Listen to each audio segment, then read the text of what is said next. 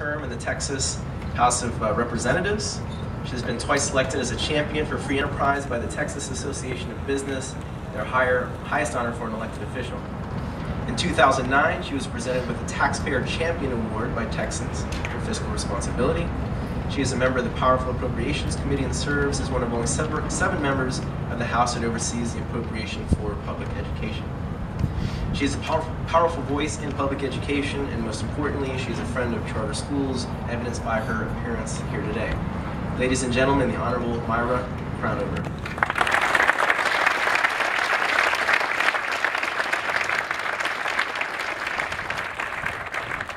I think the smartest thing I could say today is to look at Dr. Arnn and say amen and thank you.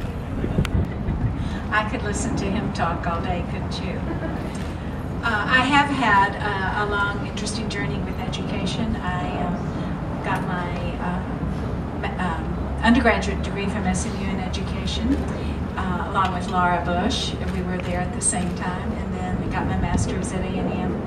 And I taught for 4 years, and during that 4 years I had an excellent principal and a mediocre principal and a horrible principal. So I was delighted to be on the stage here with you. And I know after I taught those years, I ran into a book, and it was called No Excuses. And the whole thing of the book was, I'll show you how to make a great school.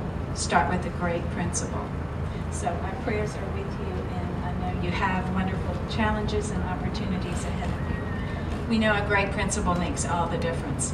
I also love to be in the education setting and look at these new young teachers, and I know that I've walked in those shoes, and I know they are challenging and tiring and exciting, and you have an opportunity to really affect young people and how they think, and to be a role model. And that is a wonderful, wonderful blessing that I hope you always value, even on your tiredest, most frustrating days. But we also see the parents out in the audience, and we know that is the key. That is the key. My husband and I raised 4 sons that we have many, many stories to tell, and we wish we could have those years back, although they made you feel like you were going to pull your hair out. I remember by the time my last son left for college, I felt like I was 100 years old, and now I feel much younger. But seriously, this is such an exciting time in education. It is so yeasty. We used to do things the way people always did it. There was a rule, and if you did something creative, it was this tiny little baby step that kind of was just for show.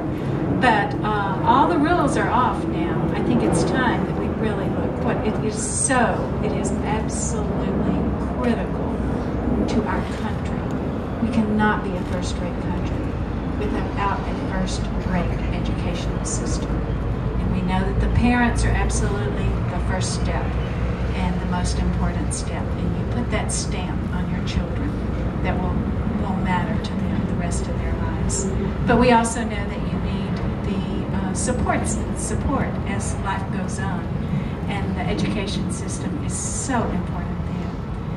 And it is so, what is happening here, the gist of the No Excuses book was that you've got to have a great principal, but you've got to untie their hands, and you've got to demand greatness, but you also can't put them in boxes and say you can't do this, but you can do this, and you have to do that. And that's where we are right now. But we're having a great conversation all across the United States, not just Texas. Last session, we got rid of some very onerous, ridiculous union rules where we tie the hands of our public education system. That makes no sense.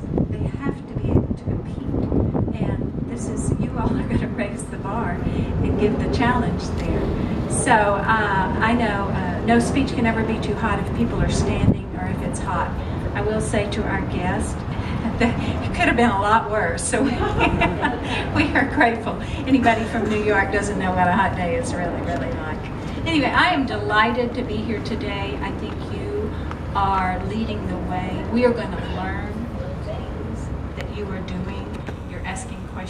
people weren't brave enough to ask her for. And so we literally pray for your success, pray for this great adventure, and I hope all of you are working together to make this happen. Thank you.